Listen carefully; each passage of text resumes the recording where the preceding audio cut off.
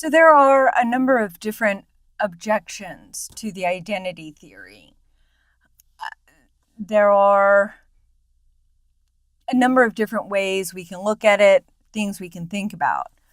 One objection was given to us by a gentleman by the name of David Chalmers, and it's the zombie objection to identity theory.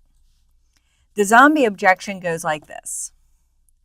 It is conceivable that there be zombies. If it is conceivable that there be zombies, it is metaphysically possible that there be zombies. If it is metaphysically possible that there be zombies, then consciousness is non-physical. Therefore, consciousness is non-physical. Okay, so this is offered up to us by David Chalmers. And David Chalmers is a bit of a nut. He's a fun nut.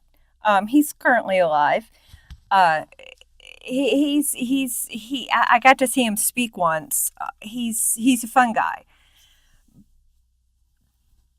He is playing on the same idea that we got from from Descartes, this notion that conceivability means logical possibility.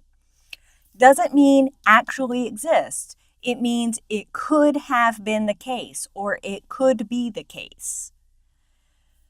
It's conceivable that there be zombies. Okay, these zombies are not, let's be clear, are not the, Walking Dead movie zombies that go around with like arms hanging forward and they're trying to eat brains. Okay? These zombies are just like us. The idea is there is this whole parallel universe, Chalmers says, where there is an individual just like every single one of us. Okay? And our zombie doppelgangers, okay, look just like us. They have brains just like us. They are physically like us in every possible way. So much so that my zombie doppelganger is sitting somewhere doing this lecture as I'm doing the lecture right now. Now, in the future, when you're listening to the lecture, your zombie doppelganger at that exact moment in time is sitting with the lecture playing. Okay? Our zombie doppelgangers are physically just like us and behaviorally just like us. Everything that's being done is just like us. There's just one catch. Our zombie doppelgangers don't have any mental states. So while my zombie doppelganger will sit in a chair and we'll talk about zombies and we'll talk about identity theory and talk about Descartes' dualism, she doesn't actually have any mental states. She doesn't have any thoughts about how is she going to explain this next. She doesn't have any thoughts about, oh, right, she has to go to the hardware store this evening. She doesn't have any thoughts about being tired or hungry or thirsty.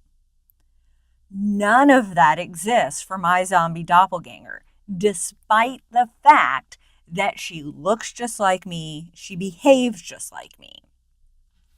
Basically, our zombie doppelgangers are programmed in a way to just go through the motions.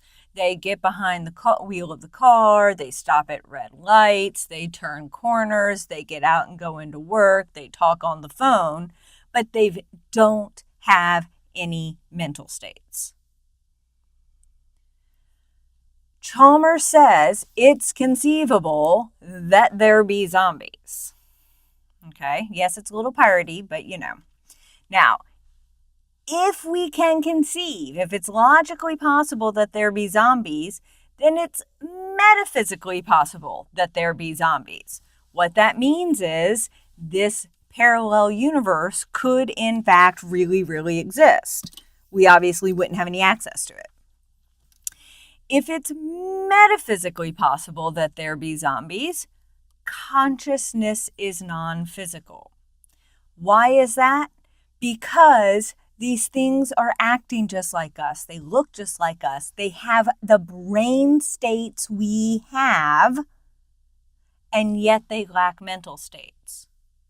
So I have a brain state, my zombie doppelganger has a brain state, but I have something she doesn't. I have a mental state. And if I have something she lacks, but physically we are just alike, then I have something that's not physical that she lacks: consciousness. Does that make sense?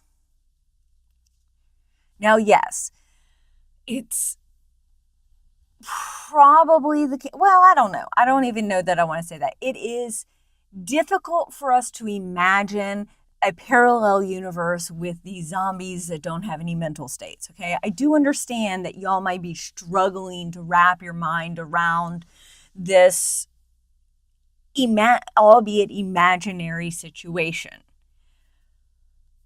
But we look for logical problems within our theories. Remember our Socratic method. What's the relationship between the mental and the physical? That's our question.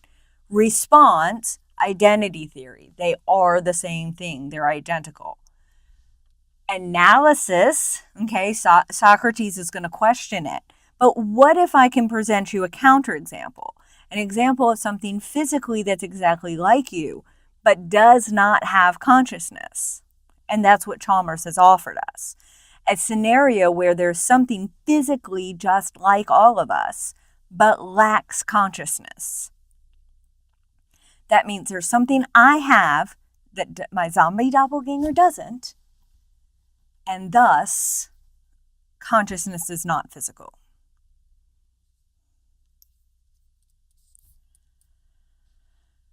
Make sense? Okay. Having said all that, there is an objection. Okay. There's something that we can say to Socrates to say, Socrates, you've given us this counterexample, but, where is it? But is it really conceivable that there be zombies?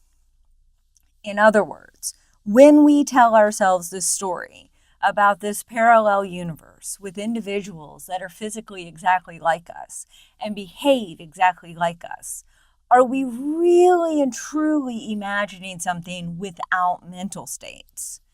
When I talk about my zombie doppelganger going to the hardware store to get birdseed and a sink drain plug thingamabob, is it really the case that I'm saying she doesn't have the intention of buying these things, that she's not thinking about which aisle to go down, that she doesn't want to get more birdseed? When we tell ourselves about this story, about these individuals, are we really telling a story where they utterly and completely lack mental states? I mean, even in our zombie movies and our zombie stories, we act like the zombies want something. We act like the zombies are after something. I mean, okay, yes, they're after us, but they want to eat our brains, right? They feel the hunger or whatever. Does that make sense? So the objection to David Chalmers is, can we really conceive of these completely consciousness-less individuals just like us? Does that make sense?